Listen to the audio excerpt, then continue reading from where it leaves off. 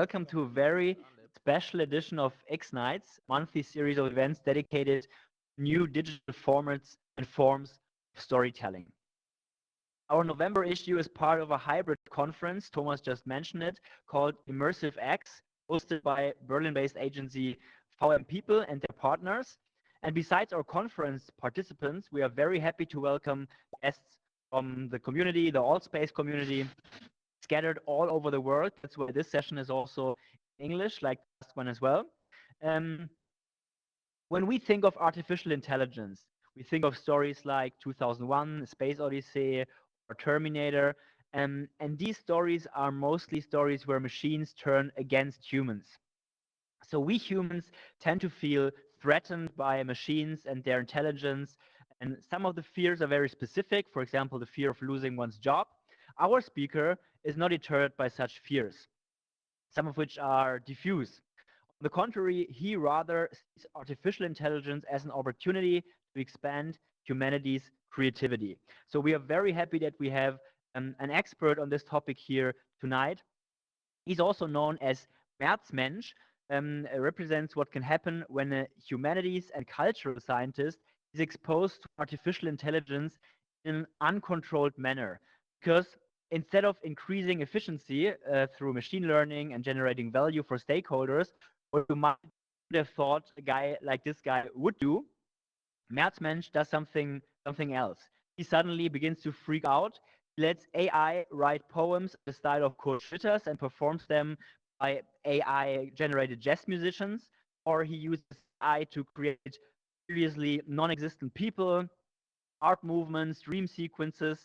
He makes short films made entirely by artificial intelligence, meaning script, video, music, actors. It's all based on artificial intelligence. And combining artificial intelligence and creativity is his goal and interest. His real name is Vladimir Alexeev, and we are very happy that he will share his thoughts on creative artificial intelligence. And he will probably answer questions like, can AI be creative? Can machines dream? And what does that mean for transmedia storytelling? We're very happy to have him here. Please welcome on stage Vladimir Alexeev.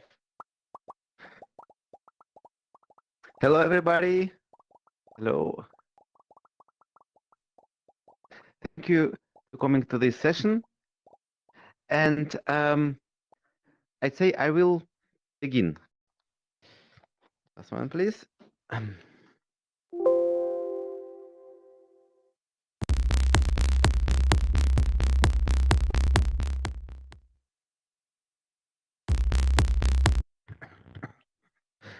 So, hello, everybody. I want to speak today about the possibility of AI to be creative. And this question is torturing myself since years. But, for the first, I want to show you a path this, to this discovery, so to say. You've heard about me already, and you can follow me mostly on all social networks. Indeed, my goal is to combine artificial intelligence and creativity by humans and by the machines. But firstly, I want to speak about the beginning of my journey. So how the whole story begins. I was very inspired by the series of essays by Ross Goodwin, Adventures in Narrated Reality. So I advise you to read them because they bring, they were really eye-opener. Ross Goodwin is a very interesting artist, writer, and researcher. For example, he developed word camera, which allows you to film or to make photos from the reality around you, and this word camera turns the photos into the poems. He is also known for responsible for the screenplay for this short movie Sunspring, first short movie written completely by AI, but acted by the artists, by the actors like Middleditch here. A very interesting movie. So if you have the occasion to see it, this is very. He also wrote a book, One the Road. This book was written not by him, not by Ross Goodwin, by the artificial intelligence. He combined very different approaches like text generating, um, place localization via GPS, language detection, and so on. So this is very interesting project as well. And after I've read his essays back to 2016, I was really inspired by the possibilities which may come to us. To my background, I'm not a coder, so I don't speak Python, and I was very interested in the possibilities for me as the cultural scientist who cannot really um, write a code, to discover the possibilities of AI and to implement them as well. So my first journey, so my first steps began with Google Deep Dream. You probably have heard about Google Deep Dream. It was an experiment by Google Lab to not only to detect the images, but to let AI analyze these images and to reinterpret them. So to say, AI could not only detect the patterns on the images, like or the objects, but also artificial intelligence could detect specific interesting objects which it emphasized. So it changed the images bit by bit, showing what it can understand. So this system is based on the human phenomenon called pareidolia. Like this, this Mars face, which is not a face, of course. This is just a rock formation. But for our brain, we can see the eyes, the nose, the mouth, and our brain is trying to help us to understand what's going on here. And since we are trained that, so since millions of years, um, so on reality, we can see, of course, the face here. In case of Google Deep Dream, um, let's try to interpret Mona Lisa, and it looks like this. So, like you see here, it looks very wired. There are many different creatures. This is not really a face of Gioconda, but these are really surreal beings, like in the like from the pictures by Bosch or Bruegel. Um, so I tried to interpret or to reuse my own images. For example, this is my user pic, which you probably know. I'm using it since years, so in the beginning of my being as Merzmensch, so to say. And so I tried to convert this image using Google Deep Dream. This was result, which was pretty, feel like, pretty creepy and pretty interesting because, as you can see here, again, many faces of dogs, of wired human beings, and so on. It's really interesting. And the question was, why um, Google Deep Dream sees everywhere the faces of dogs? Why just dogs? The solution was very simple and very interesting because the researchers trained this model not on a huge database of images, but on a small subset of images containing a lot of dog faces. That's why AI could detect just only what AI knows, so to say. Um, and now we are going to the new way of image generation. This dream was still convolutional neural network. It could detect patterns and transform there and see what's going on here. Researchers didn't stop at this. They developed generative adversarial networks, GAN, and this network consists of two neural networks. The one network is generator. It generates images. Uh, is trained on many images and tries to generate as realistic image as possible. And another network is discriminator. Discriminator is trying to debunk all these images and to say, no, this is fake. This is this is everything fake. And so they are working together against each other, so to say, till the perfection. And if the image is perfect, if discriminator cannot really distinguish between the real image and the fake image, the image generated by this GAN. And we get very realistic, realistic imagery. And here you can see the development of GANs since 2014 to 2018. So this tweet was posted 3 years ago. And you can see the first face generated by GAN was really so a little bit like Mars face, so to say.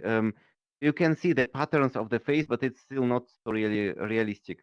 The face you can see here in the year 2018 is already really realistic, like a photo, but this person does not exist. And you know probably this website, this person does not exist.com. If you go to this website, you will see such faces generated by GANs, by StyleGAN. It was the newest version. Meanwhile, we have StyleGAN 3 since I think 3 weeks, and it's really amazing. So with GAN, um, um, people could generate new images, images of faces, of objects, of landscapes, which hasn't existed before. And for example, there are many interesting applications which everybody can use because you don't need to code or to use Python. If you want to use StyleGAN 2, for example, you can use, for example, ArtBreeder. There are many other applications, but I'm using ArtBreeder just for my projects. Like you can see, the face above or the face on the left side is the face generated by ArtBreeder, and you can see the storyline, so to say. So it's coming um, um, below. So the first image was mixed with my own photo portrait and changed bit after bit. You can see this image. So in the image on the left, this portrait, this photo portrait is partly so it has partly my own genes, so to say. You can make different images. You can change them. You can change the gender. You can change everything in such face situations, and so you can see you can use it, for example, for character design, for video games, for everything you want. And so in my case, I wanted to use it, so I tried out various things and wanted to use it for some art projects. You can also make some kind of transition between different phases, like this one.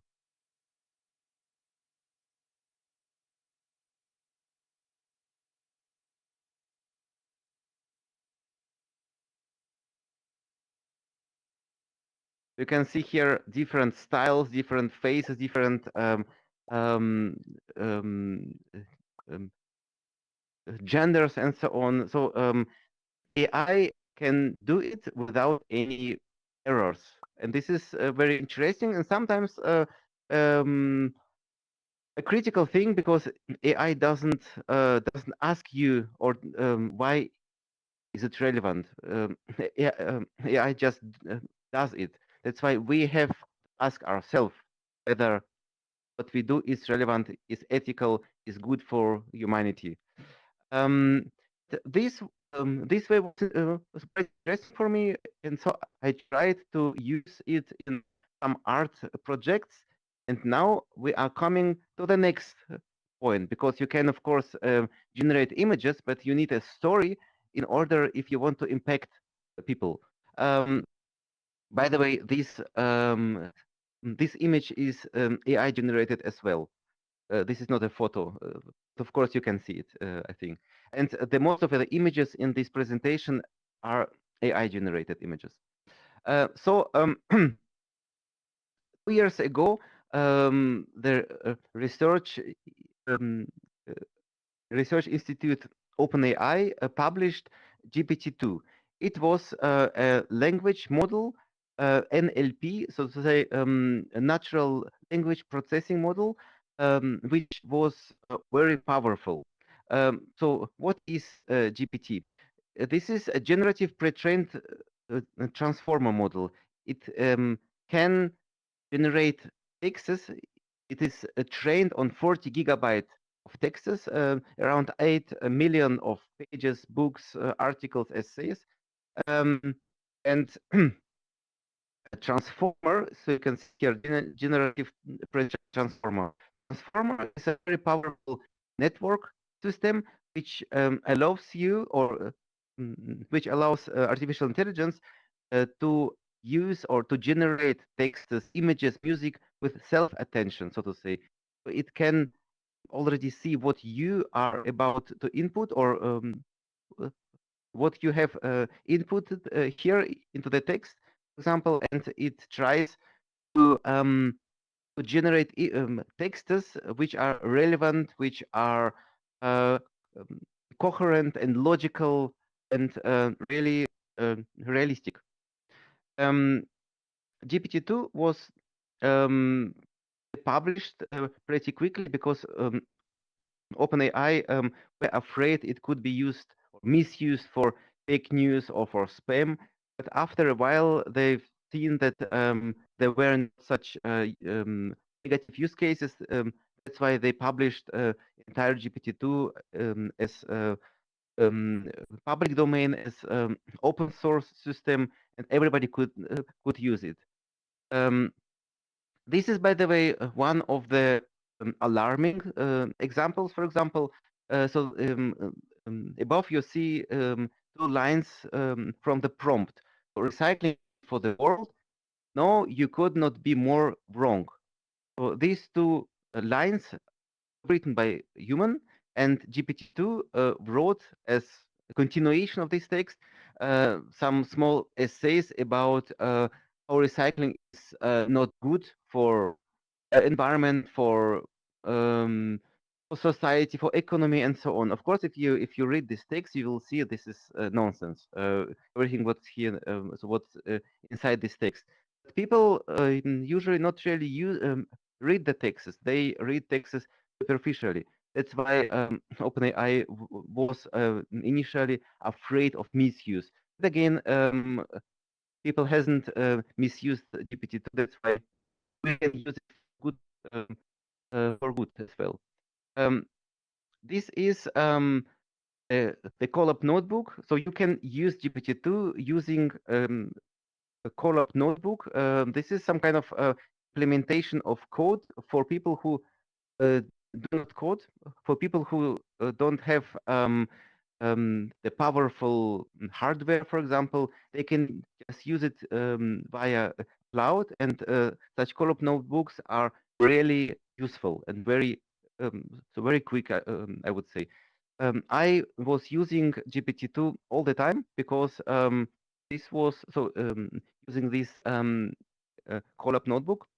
Um, Here are some interesting examples, because GPT-2 was also capable of being fine-tuned. So you could input your own text, or a corpus of texts, a huge corpus of texts, for example, a huge library, and then GPT-2 could generate or regenerate these texts or reinterpret them as well. But if you can see, the English in this case, it was trained on um, the Looking Glass by Lewis Carroll. The English is perfect. But the thing is, GPT-2 was trained on 40 gigabytes, almost English texts. German or Russian is very wired. So I tried various different languages. So in the German case, I tried to rewrite Faust, like Faust 3, so to say, by inputting or by training GPT-2 on Faust original. But as you can see, the structure is very realistic. But if you read this text, it's not really realistic. But for example, the English texts were really, really mind-blowing. So in this case, I asked GPT-2 about meaning of life. So the bold part of the text is my text. The rest is written by AI. So this is the meaning of life. I've been talking to people for 30 years. They have no clue how to define it. It means something to us. It is an emotion that we go through, which we are able to communicate to people all over the world. The meaning of it is subjective and varies from person to person. We're all different. It has never been given a clear definition either by men or anything else. The most we can do is make jokes about it. So reading this text, I was really overwhelmed because it was very wise, very ironical approach to the important question of life, so to say. But then, of course, later, so last year, GPT-3 was published, and I'm mostly using since last year GPT-3 because it was compared to GPT-2. GPT-3 was trained on 500 zip 70 gigabyte text. I don't know how many books and essays are there in, and this is really, really powerful. This is creative. It can write poems. It can write amazing things. For my experiments today, I still wanted to use GPT-2 because it was previously to GPT-3. So in my approach, I wanted to create some kind of screenplay, and this was my my prompt, so to say, so where you can see human. The whole text was written by me, and GPT-2 continued this screenplay. I found it very interesting. I found it very David Lynch-esque, and so I why cannot why cannot I do some kind of movie about it? And so I created using Art Breeder several characters.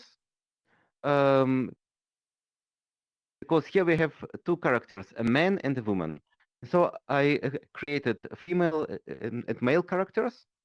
So I had characters now. Then I needed setting. So I created empty room by Art Breeder as well. So different empty rooms. And then I took music created by AI, by the way. And so the only thing I needed was voices to create voices. The voices, there are very different, interesting approaches. In my case, I used Replica Studios, but there are many other interesting systems. Replica Studio has the interesting ability of being theatrical, so the voices are really vivid.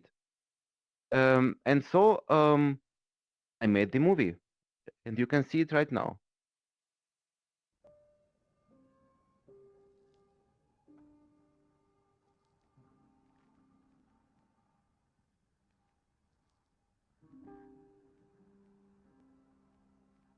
Empty room. A man enters the room. He looks out of window and says, "It still hasn't begun." The woman enters. She has white dress on and a book in her hand. I am waiting as well. For how long? For a while. You know, I'm a very patient man. I know, of course. I'm going to have to be less patient then. The woman starts to lower. The laughter has an ominous edge that only she can feel. In my defense, I never actually told you what it was I was going to tell you. That's right. So you are lying behind me. The man is surprised by the abruptness of the accusation. He does not, however, feel any anger. As he has noticed in previous encounters, it is the woman who is most convincing when she's saying the lies. But it was not what you expected. Oh, no. She is trying to sound convincing. He wants to ask her about her mother. Do you think she'll be willing to lie? The man turns down the opportunity. Maybe. Tell me why. Maybe she's still grieving. She is smiling when she says this. And the man doesn't think she'll be the first to smile when the truth comes out. He gives up. No. It's not over. The man has not got to see her family again. He had hoped to return to his work. He has nothing else to do. He wants to be a man.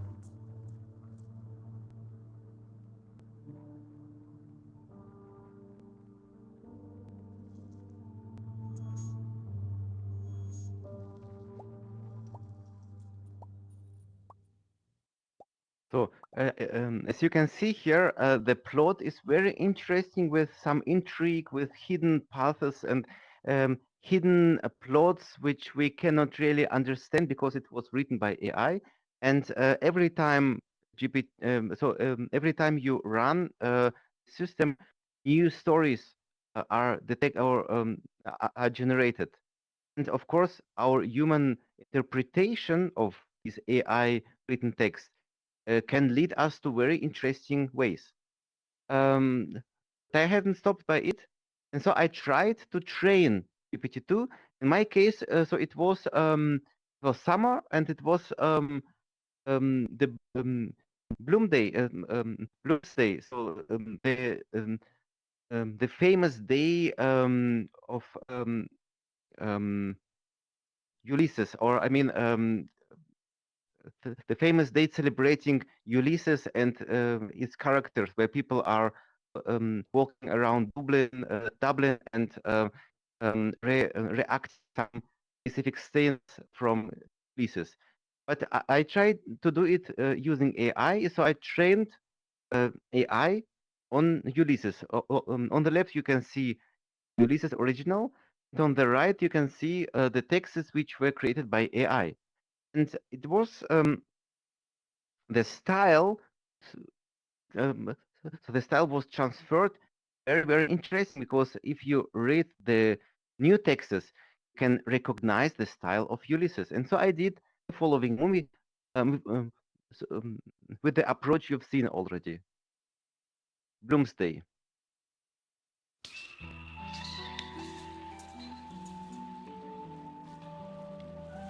He got out. Then he put that pipe down his throat. The doctor walked towards him. Put the lancet down. The doctor came away from the table. Then walked to Mr. Bloom. What's it like to be a doctor at the moment? He asked. Misfortunes, Village. Misfortunes, Village. Misfortunes, Village. Misfortunes, Village. The host asked me what was my name again.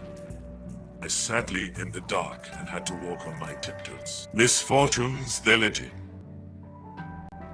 Miss Bluey, blushing furiously, crossed herself angrily. Miss Quig, blushing also, followed Miss Bluey down the path. Miss Clyde of Bishopsgate, blushing still more intensely, crossed her right hand and went on her way. Miss Percy, blushing intensely, went away again swiftly. Miss Emmett, blushing also more intensely, followed Miss Percy down the path. Miss Clarence, blushing again more intensely, followed Miss Clare down the path.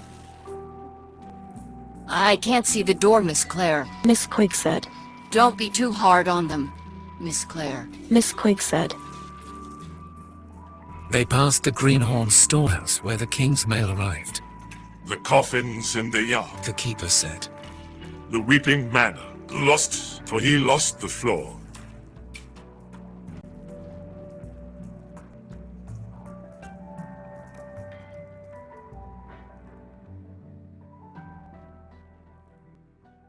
So in this case, you see also the absurd, the distortion of the language, the communication phenomena from James Joyce. This is, I'd say, very interestingly found by GPT-2. So GPT-2 could really transfer the style of James Joyce. And now we are coming to the next step of my experiments, because till now I just used all the medium which I've got. But now I wanted to ask myself, what can AI imagine, and does AI have dreams about electric ships, so to say. And so now the next level is the human-machine collaboration. By the way, this image is AI-driven as well. And so if you've seen, you have heard music tracks for Empty Room and Bloomsday. It was created by Jukebox. Jukebox was created by OpenAI as well. They trained a model on 1 million songs and music pieces. This model is transformer driven as well. That's why it's paying attention to make the music more coherent, more logical, and not so chaotic. And interestingly, so it can imitate the genres, the various genres, various artists, like you can see in this screenshot, Motorhead, Eminem, Katy Perry, but also very different Sinatra, Mozart as well. Not only the pop or rock musicians, but also the classical music, experimental music, and so on. It can also generate the complete audio tracks because the music systems, so the previous music systems could generate some kind of MIDI tracks which you could replay using digital music instruments. But in this case, it's like opening a door into another dimension because you hear the sounds, the voices, the music, and which are not existent, so to say. So interestingly, this is also free for use if it's non-commercial use. And so I experimented using Colab Notebook with Jukebox, and one of the first music soundtracks was not a music at all. It was a very strange soundscape, and I want to give you this. Okay, this is, for example, just a moment. This is, for example, one of the examples of Jukebox.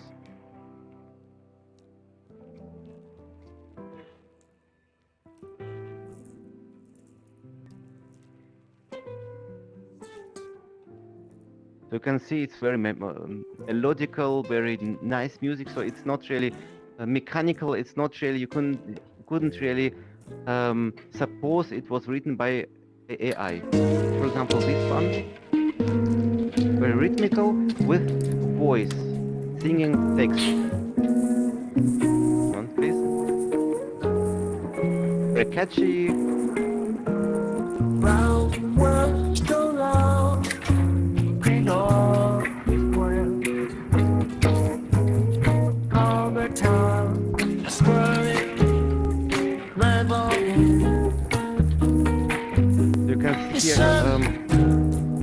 Very realistic music and so on. The voice is created by Jukebox as well. The text was created by GPT-3 because you can feed this model with your own texts, for example, so to generate new songs, completely new songs with your texts. So meanwhile, I've published one public domain music album, Latent Voice. You can listen to it for free. And if you follow me on SoundCloud, I have already around 300 of such music pieces there. But my first encounter was very mystical encounter. So please keep listening to this soundscape.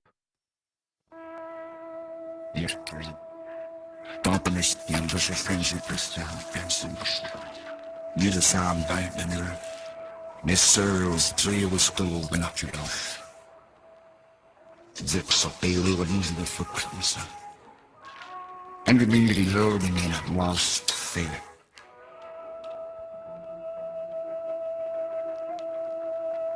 And self-make to be prayer at the point of the sun.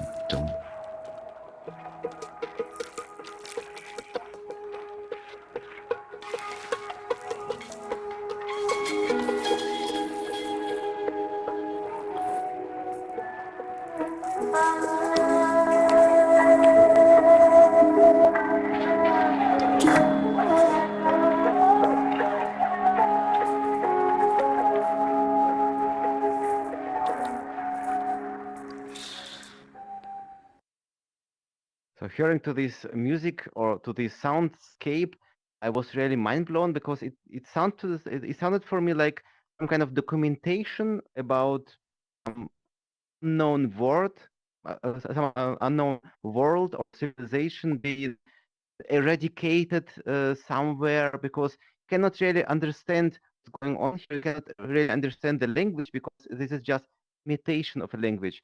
This bitterness of in his voice, and also this singing and so on, this lamenting of the lost world was really for me overwhelming. That's why I wanted to help AI to recreate this world, or recreate, to save the world which was gone, so to say. And so in this case, I became a creative agency for AI. My goal was to support AI in articulation of its dreams, visions, hallucinations by using different medial approaches and by combining them into one complex artwork. So in this case, I began to collaborate with AI. For the first, I created the characters using Blackberry again. Yeah, I wanted to generate the characters which cannot be really recognized as some Earth, some known ethnics and so on. So like from just an unknown foreign culture, from alien culture, so to say.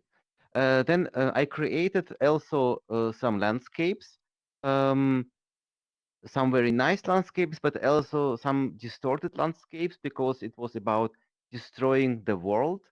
And then I created the language as well. This is interestingly a model trained on 10,000 of music label covers.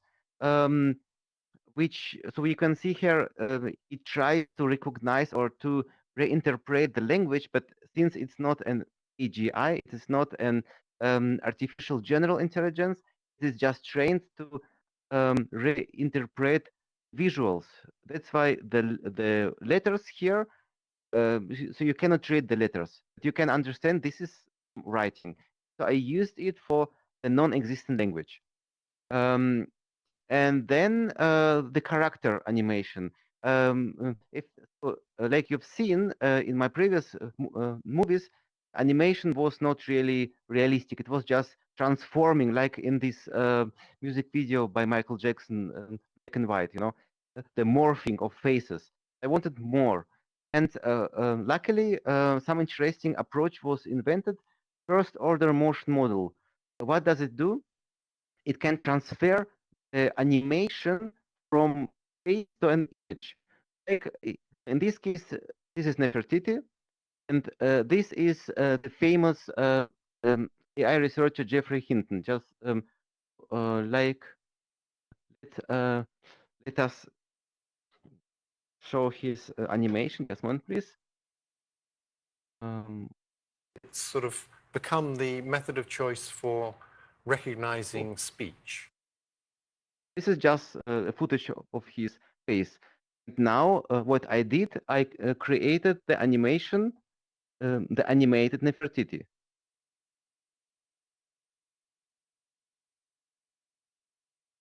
You can see it's really realistic, and it's moving the face very realistic. Meanwhile, there are many applications using this system.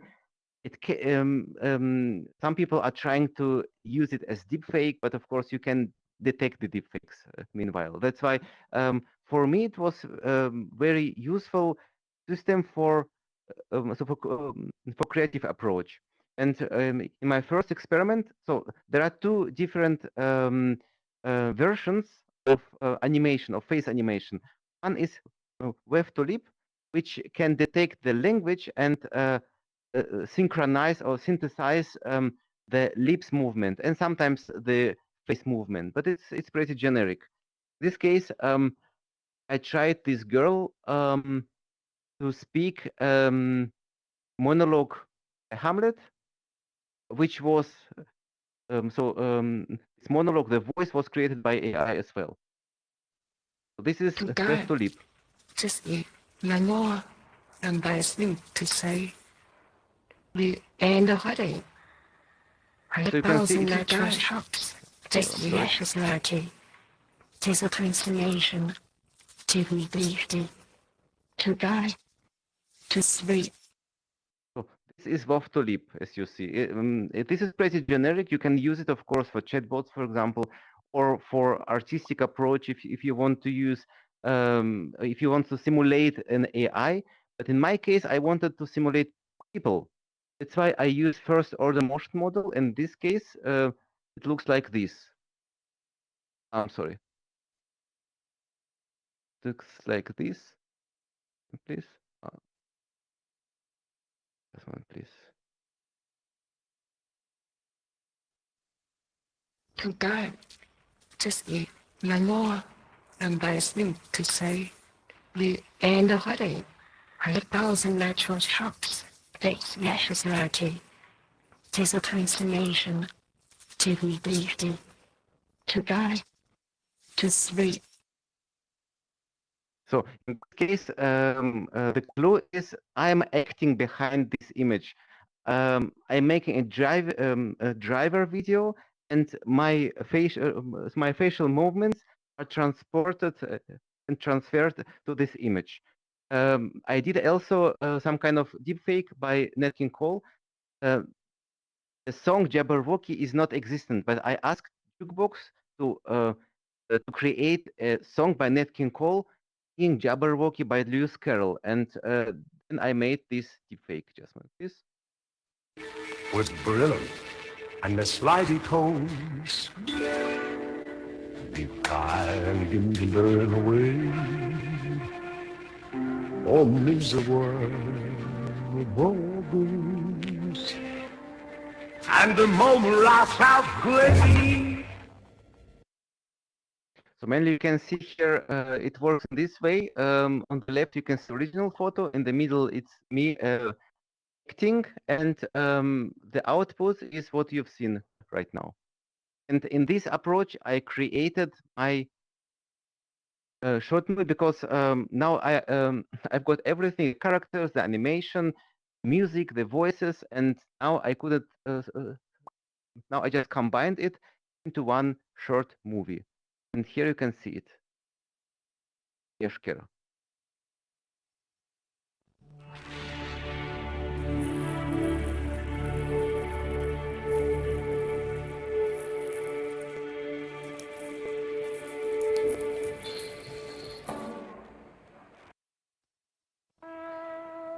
Yeshker.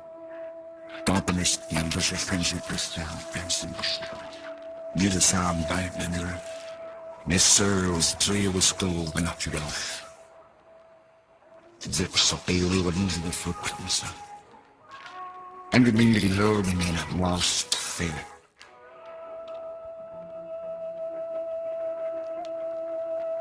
And yourself to make you betray at the point of the time, don't.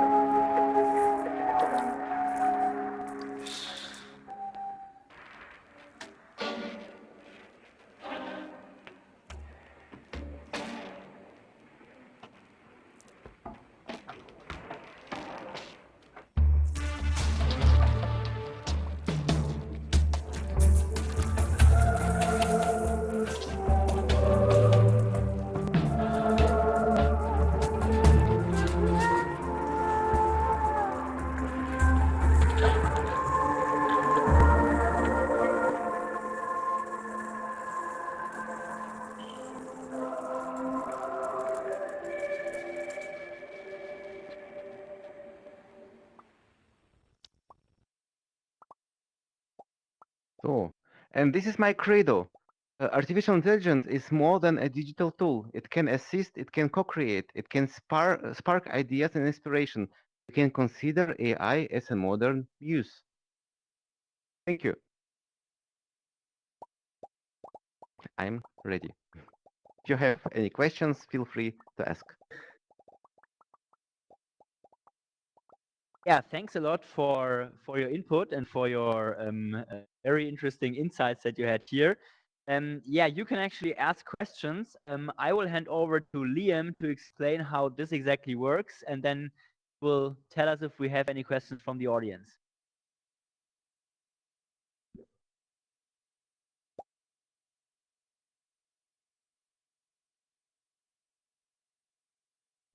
Sorry, can everyone hear me?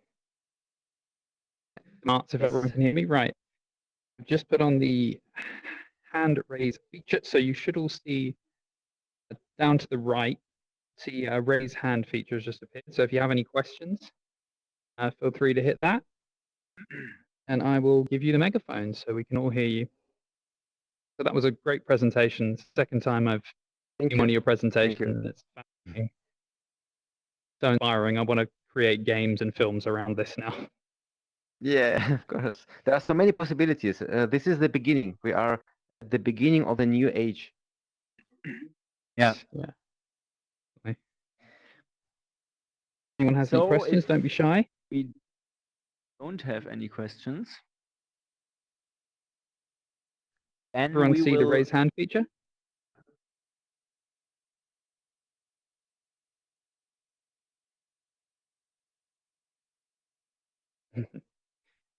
No questions as yet.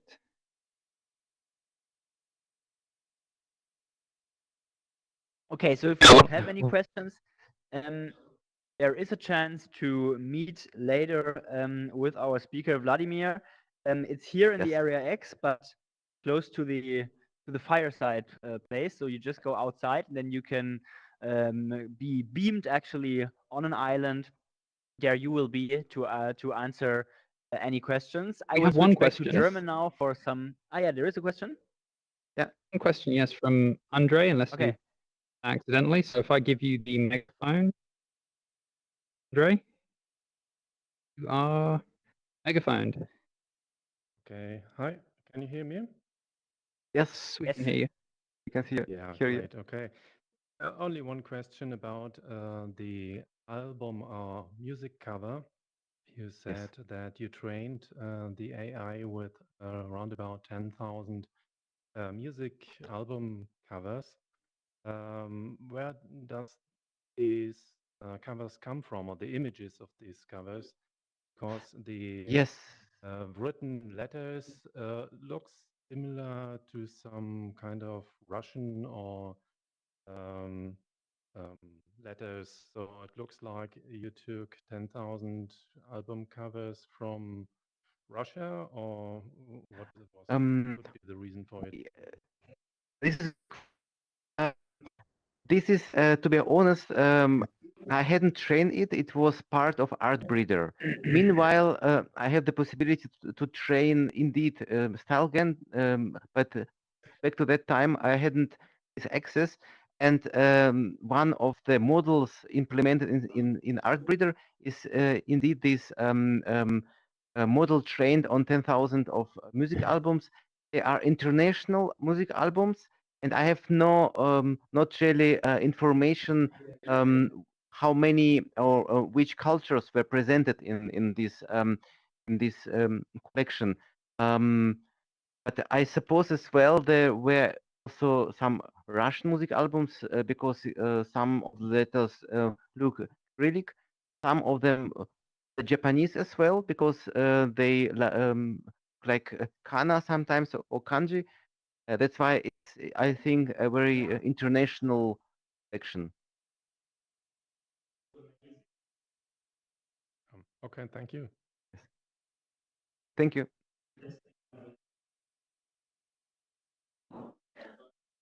Thank you for the question. We have another couple of questions if we've got time for them. Yeah. I'll just take that megaphone off the question. And let's go with who's next. And let's We've say got, two more because we should actually stop before 10. So let's have two more questions. Yes, Nui Biz. You can speak with me after it. of course. We have one more now. Someone's a question out. So you have the megaphone, Nui Biz?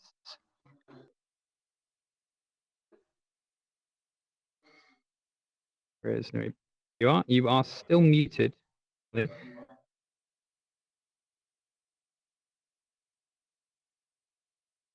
if you can unmute yourself. Possible?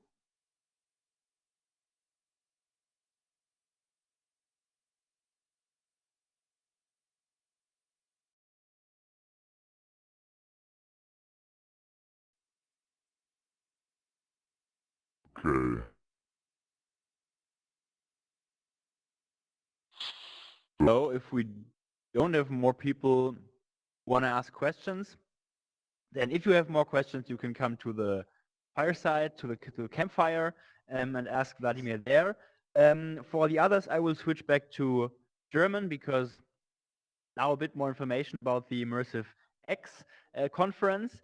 Also für diejenigen, die die Experience gebucht haben von Lance Weiler und seinem Team.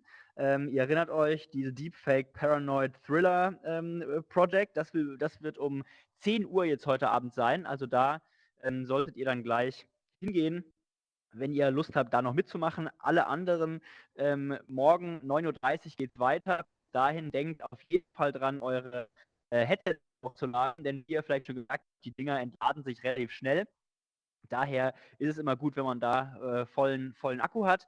Wir freuen uns auf jeden Fall, euch morgen wieder zu sehen. Für die anderen jetzt noch viel Spaß und dann ja, sehen wir uns beim sehr spannenden Immersive X-Tag am morgigen Freitag. Bis dahin, ciao.